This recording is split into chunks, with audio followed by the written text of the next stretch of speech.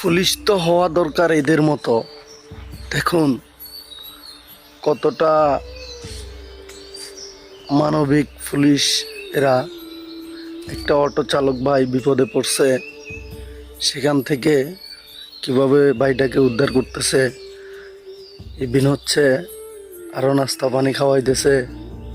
হ্যাঁ, এটা দেখে আমাদের শিক্ষা নেওয়া উচিত যে রাস্তায় একজন ড্রাইভার বিপদে পড়লে তাকে কিভাবে সহযোগিতা করতে হবে।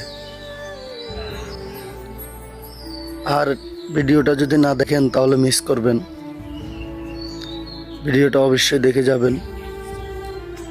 আরে ভাই, লাইক কমেন্ট শেয়ার করেন বা না করেন, অন্তত ভিডিওটা দেখে যান, তাহলেই বুঝতে পারবেন।